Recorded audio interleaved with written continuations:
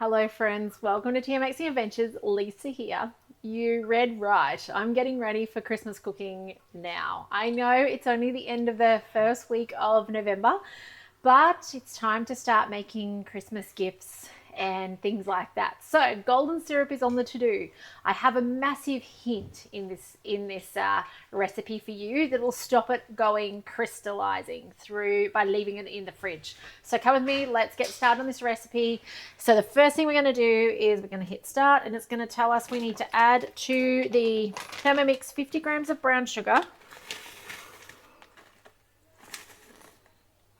There we go.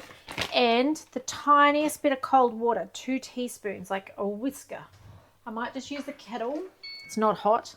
I'm going to bring up the scales. 2 teaspoons is the equivalent of 10 grams because 5 grams is I can't talk and do that at the same time. 5 grams is a teaspoon. So we need 10 grams. Let's go next. Now it's going to cook for 15 minutes and dissolve this beautifully in. So 15 minutes, 120 degrees, speed 1. So I'll see you back in 15 minutes and we're going to continue this recipe and make golden syrup. And I'm going to share a hot tip with you. So we'll see you shortly. So let's go. We have done this first 15-minute cook. So now we're adding to the Thermomix. I'm just going to quickly boil the jug. 250 grams of boiling water, 250 grams of raw sugar. I'm going to come to the sugar. Just make that kettle boil again in the background. So in goes some sugar. So the first part of the recipe was brown sugar. This part is now sugar. Whoa, there's a big chunk about to come out at us. 250. Don't skimp on it, otherwise it'll break this recipe, okay? It won't turn out the way you hoped. Okay, here comes my boiled water.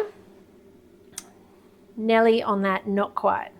I do love how it shows you up the bowl. Like if you watch this here, so see it's clear at the moment. Just wait for this kettle, here it goes. So as I pour in my water, can you watch the bowl? You watch it change color as I come up to 250. It fills up with green. I love it. There we go. Beautiful. Now let's talk. Oh, and I love that it dings to say, yay, you passed the test. Okay, lemon. Now I don't have lemon today. I do have lime. Same though in this case for the recipe. Now normally it says to just put half a slice in there. Now, hot tip. This is the big hot tip you need. If you are making this in advance for something, don't just chuck your wedge in there or your half a lemon. Squeeze it in. Like give it a good squeezy squeeze. This stops that crystallization, okay? You can put the whole lot in there too, which I'll probably drop it in. It'll cook out a bit and cook a bit more juice out. And I'm being stingy, okay? I do not want to, I do not actually want to use up all my lime on this recipe, but I don't have lemon. So I am being stingy that I'm using it all like this, okay? So this, if you haven't put enough in, you'll notice that it will crystallize. You do want to use it pretty quickly. There you go, I'll put the rest in. You can't swap that. You know how normally I give you the swaps? You can't swap that for apple cider vinegar or vinegar. It won't have the same effect, okay? I'm sorry, it has to be lemon or lime. Orange is not strong enough. Okay, next. Now we're gonna cook this for 35 minutes. So it's a 2-step recipe.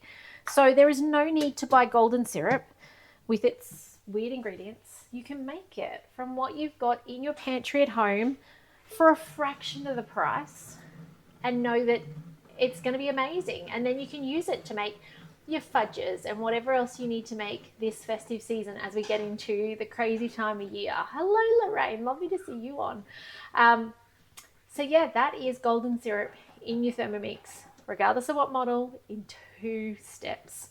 So cool, so easy. If you have questions, reach out. By the way, it does say to remove the lemon or the lime there and then put it in a sterilized bottle. Leave it uncovered for 1 hour.